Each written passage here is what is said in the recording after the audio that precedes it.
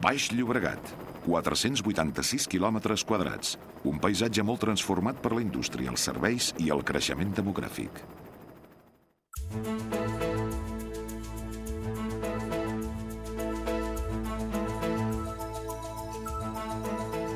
Al peu de Montserrat, a Collbató, s'hi han trobat restes de ceràmica, vestigi de l'ocupació humana en l'època prehistòrica.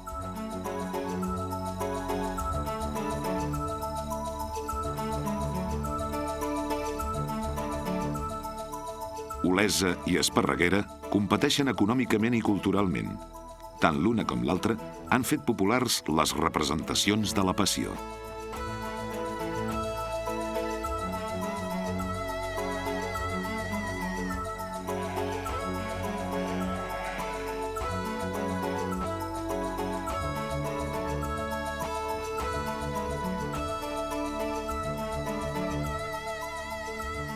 L'església romànica de Sant Pere és testimoni de l'origen d'Abrera.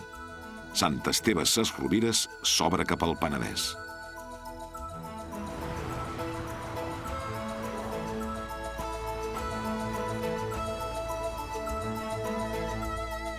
Martorell ha estat des de sempre una vila pont sobre el Llobregat que ha mirat cap a un futur que exigeix nous reptes.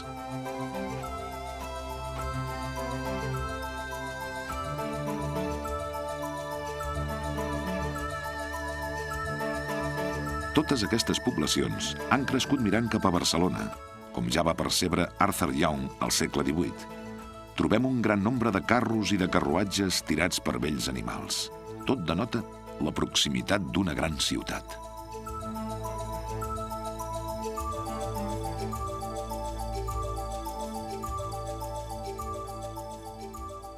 La muntanya delimita amb protagonisme el vessant dret del Pla del Llobregat.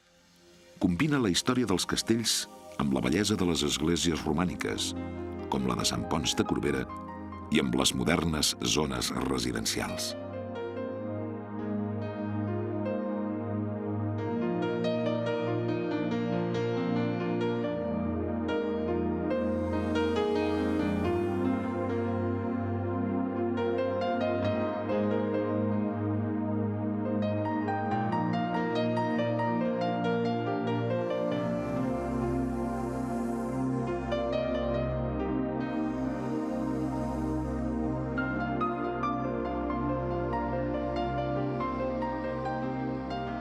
La història de la industrialització i l'art es combinen amb el modernisme de Gaudí a la colònia Güell.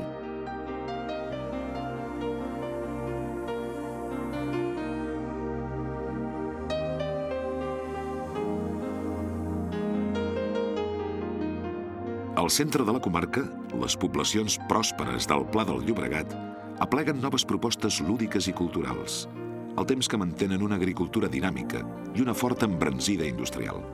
Antigues zones senyorials són ara espais lúdics al voltant de masies sumptuoses, com a la capital de la comarca, Sant Feliu de Llobregat.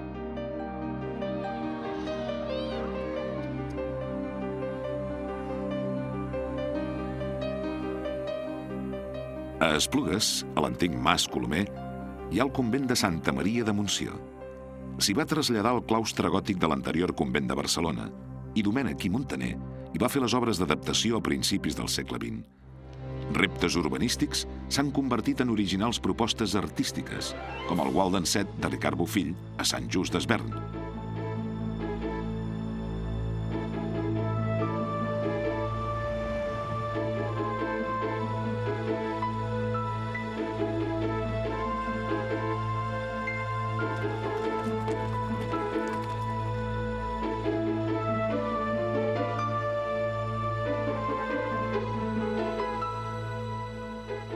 S'hi conserven algunes cases d'estiueig, joies del modernisme, com les de Josep Maria Jujol a Sant Joan d'Espí.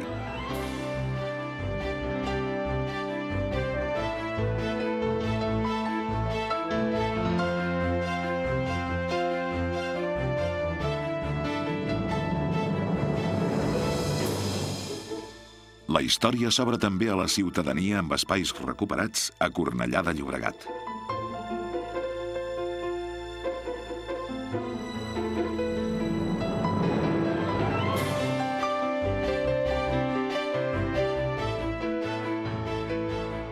A Sant Boi de Llobregat, al vessant de l'antic castell, hi ha una església del segle XVIII.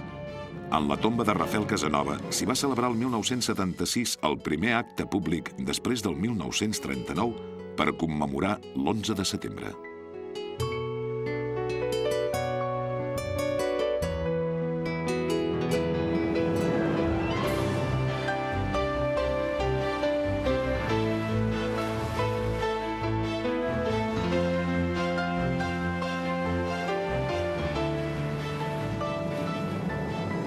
Tota la comarca ha de pair el creixement ràpid de les darreres dècades, sovint allunyat de la pròpia identitat que ara s'està recuperant.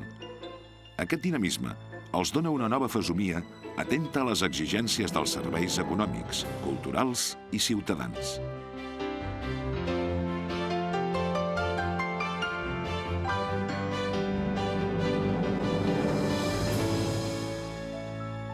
L'origen medieval és present als cims d'algunes poblacions dels pobles de la costa.